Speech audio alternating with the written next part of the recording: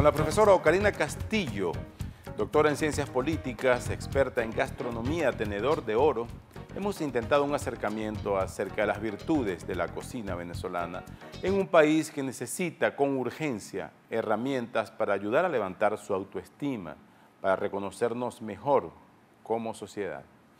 Es un tema muy particular, así como hemos hablado de las posibilidades de negocios que hay para quienes se van, algunos muchachos pues, que han estudiado gastronomía y cocina, terminan soñando con un restaurante en París o en Japón o en Florida. ¿Qué recomendaciones le daría a esas personas que quieren llevarse esto casi particularmente a los sitios donde hay más venezolanos? Pero ¿podría eso trascender la coyuntura histórica que vivimos? En vez de ser una salida de emergencia, ser algo sostenido. Yo creo que sí pudiera ser una salida sostenible. Yo pienso, para vincularlo en los dos ambientes, sí, ¿no? Para los que no se van, los que están aquí, yo creo que hay mucho por hacer, porque cuando estamos hablando de cosas como por ejemplo, la maravilla que tenemos en la zona de Guayana, como la zarrapia, cuando estamos hablando de esa nuez moscada que se puede y se cultiva en Paria, cuando estamos bueno, la hablando... zarrapia, ¿para qué sirve? La zarrapia se conoce, nosotros no sabíamos que teníamos esa maravilla allá en Guayana, pero sí lo sabían los que la usan, que lo usan mucho para el mundo de la perfumería. Todos los grandes perfumes, porque resulta ser un estabilizante de los aromas. Una semilla. Es una semillita que se da en unos árboles que están en la ribera del Orinoco y se utiliza mucho entonces porque su aroma y sus aceites esenciales son muy importantes y se utilizan en el mundo de la perfumería y en el mundo de la pastelería y más específicamente aún en el mundo de la bombonería. Resulta que toda la zarrapia que se produce se la llevaban directamente para Europa, para utilizarla en eso, en los perfumes, en la bombonería. Hoy en día, gracias a estos procesos que se están dando en los últimos años, podemos comernos ahora postres con aroma de zarrapia, helados de zarrapia, podemos tener espumas de zarrapia, porque nuestros cocineros que se están formando en este momento ya descubrieron la zarrapia y la están incorporando. Y la zarrapia tiene un gusto delicioso, es de verdad un gusto un poco parecido a la vainilla, pero no es la vainilla, es un gusto delicioso para los postres. Entonces, por ejemplo, estas cosas, lo primero para los que están en el país es que, bueno, hay que investigar, hay que conocer, hay que registrar, hay que aprender, pero también hay que buscar, de alguna manera hay una relación directa entre cocinas regionales y turismo. Yo sé que tenemos muchas dificultades, pero aprovechemos un poco las posibilidades para conocer. Vamos a hacer un poco lo que dice Valentina Quintero. Vamos a hacer un poco eso de buscar, asistir, ir a las posadas, porque la única manera de que aprendamos a disfrutar de los sabores y a conocer esos maravillosos repertorios gastronómicos que tenemos es conociéndolo. Para los que se van, muchos están trabajando con base en el producto del maíz. Yo quiero llamar la atención sobre un detalle. El maíz, que es tan importante histórica y antropológicamente para nosotros como la yuca, el maíz atraviesa transversalmente todo el continente americano. Sí. O sea, hay maíz desde Canadá hasta la Patagonia. ¿Qué quiere decir eso? Que todo lo que se haga con base en maíz tiene futuro. Pero estamos hablando de lo que se haga con base en maíz tiene el futuro, estamos pensando en arepas, pero estamos hablando en todo ese recetario basado en maíz que tiene la cocina criolla. Que va a hablar no solamente de nuestras raíces venezolanas, sino que va a hablar también de un producto que es ancestralmente americano. Entonces las cachapas, por ejemplo, las cachapas son una cosa maravillosa. Fíjate que hay en muchos países, por ejemplo en Perú, lo que llaman las humitas, que son como las cachapitas de olla. Sí. En México, Brasil también hay. También hay unas ciertas zonas en México donde... Pero esa típica cachapa venezolana hecha solo de jojoto, llámese choclo, o llámese como en cada país se denomina, pero esa típica hecha de eso fundamentalmente, que guarda bastante la fibra del grano fresco, simplemente con un poquito de leche, con un poquito de mantequilla, si acaso, con un poquito, y servida. Eso es una cosa que es una iniciativa interesante porque es muy, muy tradicional nuestra.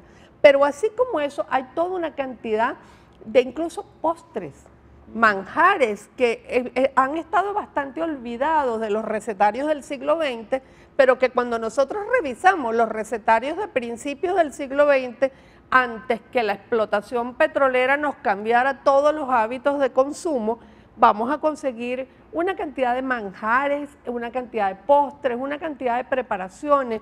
Incluso nosotros tenemos unas versiones criollizadas, venezolanizadas de algunos postres. Por ejemplo, nosotros tenemos una versión venezolanizada de la polenta que es maravillosa.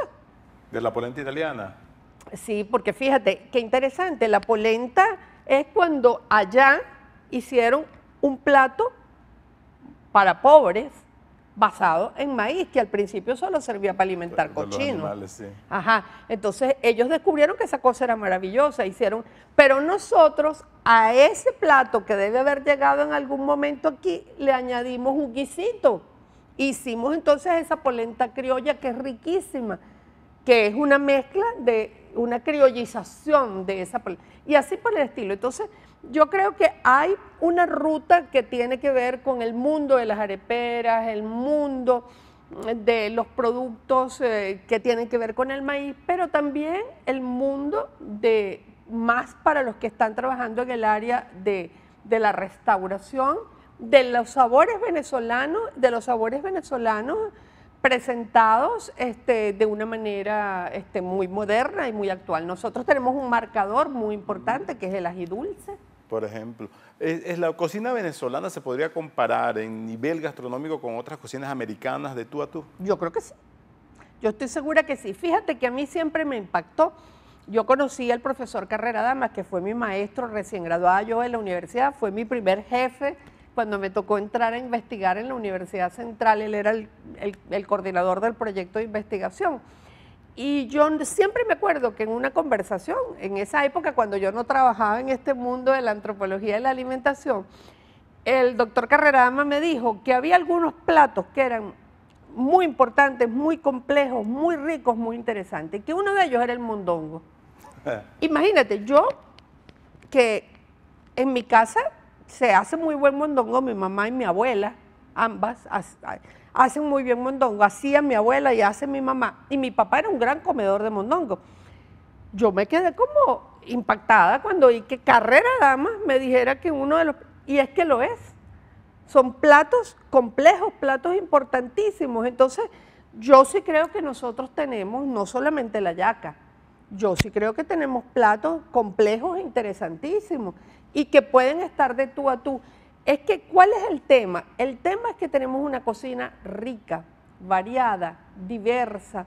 Nosotros tenemos una cocina alegre, nosotros tenemos una cocina llena de colores.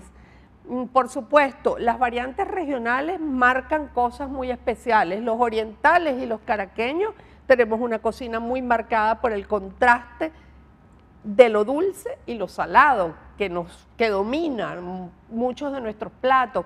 Hacia la zona del occidente son otros los contrastes, pero sí tenemos.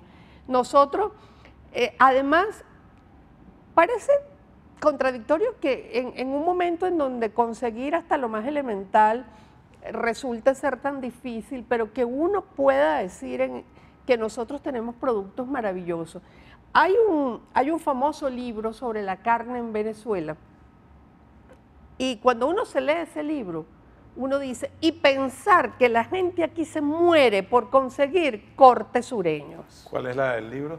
Ay, mira, el libro se llama La carne en Venezuela. Lo buscamos después. ¿No? Pero vamos a buscarlo. El autor no me logro acordar, pero es un libro maravilloso. Él tiene en este momento está comenzando a vender cortes de carnes venezolanas, pero cuando uno lee eso y cuando él habla de las propiedades de la carne venezolana, las propiedades que tienen que ver con la grasa, que tiene que ver con una serie de cosas que tienen que ver con el terroir, porque resulta que, no sé si para el caso del ganado se utilice la expresión el terroir, pero haciendo un abuso idiomático vamos a utilizarlo, porque es que nuestro ganado tiene unas características propias que tienen que ver con el medio en el cual pastan, en el cual se desarrollan, con los ejercicios que hacen o no hacen, y todo eso hace que nuestra carne sea distinta. Cuando un poco dura puede ser también. Sí, en cierta medida, porque también lo que pasa es que nos hemos acostumbrado a tener unos patrones de consumir determinadas cortes y no otros. Pero cuando uno lee ese libro, uno dice, ¿y por qué hemos pasado tanto tiempo rindiéndole culto a los cortes sureños o a los cortes norteamericanos? Y esto, antropólogo al fin, lo veo simplemente con criterio de diversidad. Cada quien tiene sus buenos cortes, pero lo que quiero reivindicar es que no tenemos por qué tener ese sentimiento de minusvalía, ese sentimiento siempre de inferioridad, ese sentimiento siempre de pensar que lo nuestro no es bueno, cuando tenemos tantas cosas que lamentablemente estamos en una coyuntura muy difícil, pero las tenemos. Y las tenemos en diferentes lugares del país. Y lo ideal que sería que nosotros pudiéramos efectivamente diseñar en una relación de productores, comerciantes, agricultores, cocineros, comunicadores, investigadores, diseñar políticas de afianzamiento de nuestros sabores a partir de políticas de resguardo de nuestros cultivos, de nuestra biodiversidad y de protección a los verdaderamente productores directos de esos alimentos. Bueno, profesora, se nos acabó el tiempo, pero es además muy grato ver cómo la cocina puede ayudarnos a pasar este trago amargo de la historia contemporánea venezolana. Así es un suspirito. Un suspiro. Muchas gracias por la visita, ha sido una conversación muy grata y esperamos que también para ustedes ha sido una oportunidad más de abordar la realidad venezolana desde otro punto de vista. Nos ha acompañado la profesora Ocarina Castillo, antropóloga, doctora en ciencias políticas y una persona que ha concentrado los últimos años en la academia en el estudio de la antropología de los sabores. Esto es Análisis Venezolano, su anfitrión Omar Lugo, disponible en el Twitter @OmarLugo. Muchas gracias a ustedes por recibirnos y será hasta una próxima oportunidad.